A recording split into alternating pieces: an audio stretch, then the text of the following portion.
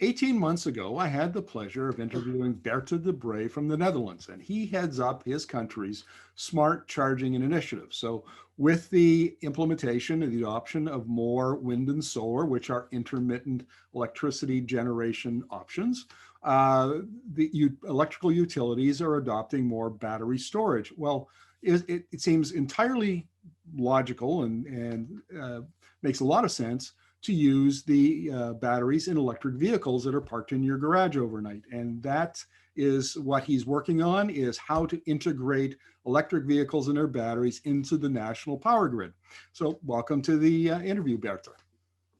Hi, good to see you again. Look, it's been 18 months since we spoke last. Maybe you could give us a bit of an update on a brief description of what smart charging or bi-directional charging is, and give us an update on what you've been up to for the since I talked to you last. Smart charging is delaying the load on the grids. That's the first thing, but smart charging is also on interoperability. In the Netherlands, with one identification card, you can charge at any charging station, regardless which subscription you have. And smart charging, delaying the load, or when it's very sunny, charge your car. You make an optimum usage of green energy, but it's also a cost saver because grid operators don't have to reinforce the grid, and you can charge your electric vehicle at the proper time when energy prices are low. Please keep in mind the Dutch are quite on the penny. And the next step is bidirectional charging. So you charge your electric vehicle on green or cheap energy, but at night the sun doesn't shine, and you can discharge your vehicle and make usage in your household, do your cooking, charge your computer, and say at night the wind is blowing or you have other hydrogen in Canada, you can charge the electric vehicle again. So you can do multiple cycles. The energy you don't use for driving that day, you can reuse at night. And you can, of course, make a little bit of money by charging the car when prices are low and discharging when prices are high. Now, we've seen in particular with the blackouts that California experienced this past summer, that demand management, matching the load that is being demanded by customers with the power that's being generated, becomes very, very important with renewables, with wind and solar. And of course, you can put in batteries at the utility scale, but also it seems that the using car batteries, electric vehicle batteries, is a inexpensive and very sensible way to manage that kind of intermittency that all power grid operators are struggling with these days. Yeah, indeed, and that's a challenge we're facing at the moment. 1.5 years ago when we spoke, it was my electric vehicle on my driveway with my solar energy. And that isn't really vehicle to grid, it's more vehicle to home. The phase we're in right now in the Netherlands is scaling up. So connecting your car with my home and solar panels of the neighbor, so you get a more resilient grid.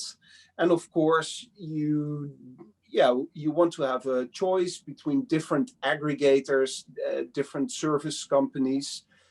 So open standards and open protocols for the communication between your car on my driveway with the neighbor's solar panels are very open, because they're smoothing the system.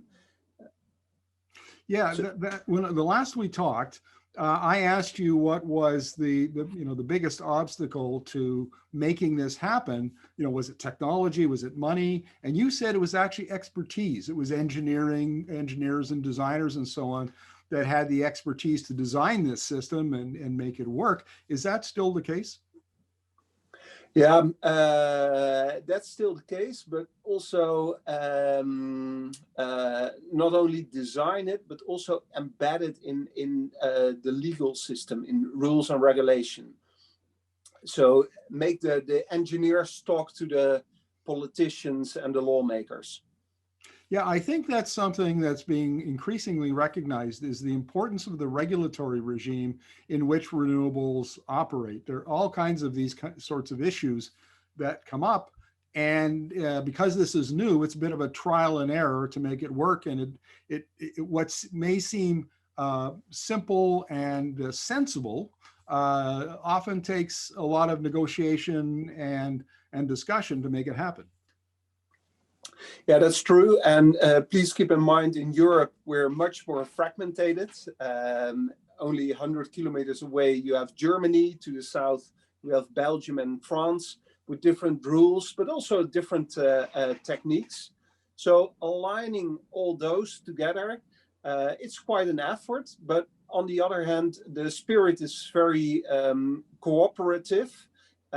We try to pick the best experience, the best practices of every country, take away the unnecessary technical stuff or rules and regulation. And you see a lot of momentum by the European Commission at this moment. Just as California is heading that way, have that cheap car battery. Well, you bought the electric car, it has a battery, why not make more usage of it and integrate it in your energy system? That's an ambition for most European countries. So there's a big momentum at the moment. I interviewed Professor Tim Weiss from the University of Alberta. He's a professor of engineering and works in renewables. And we talked about bidirectional charging. His opinion is a little different. He thinks that it won't catch on because there won't be enough of a revenue generation opportunity for homeowners or electric vehicle owners to make money at it. So he said, what's the incentive for the electric vehicle owner to allow the utility, the grid operator to use my battery?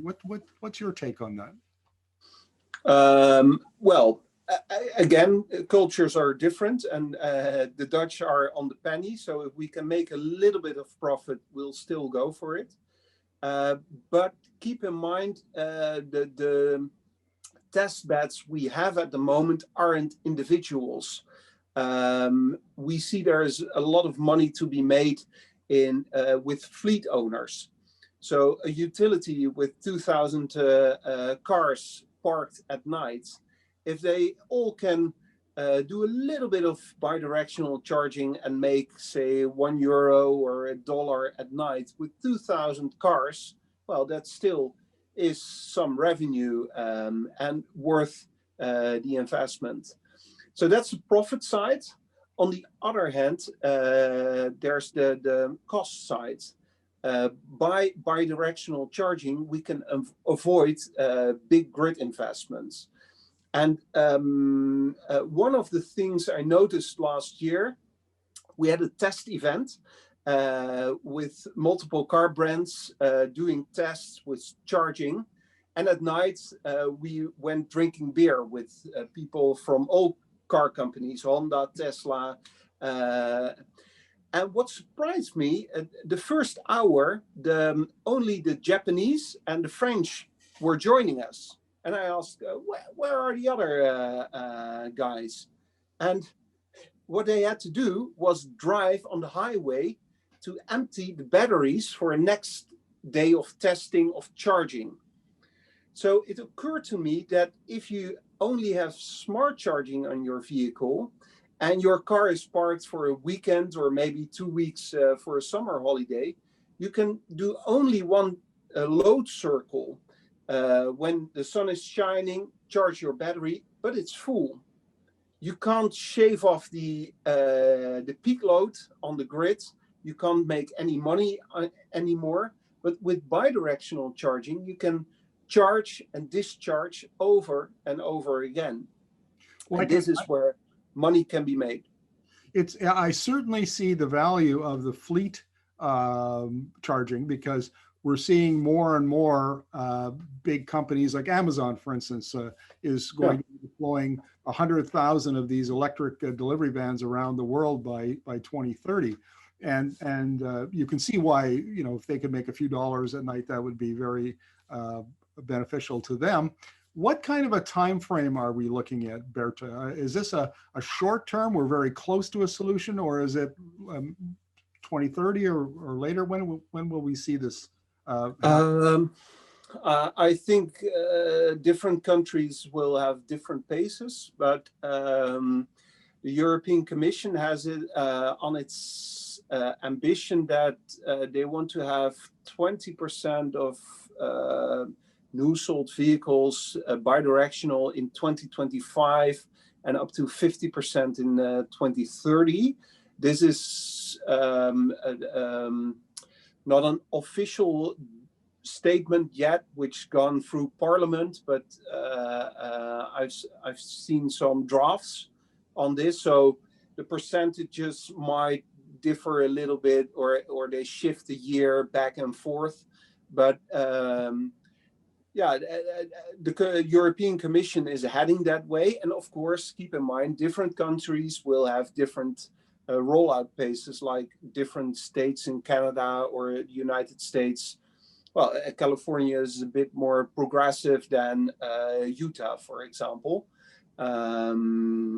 But yeah, this is where we are heading. And of course, a company like Renault has done AC bidirectional charging on a small scale, but technically it can be done. A startup, Sono Motors, German car company, does provide vehicle to grid on their new product.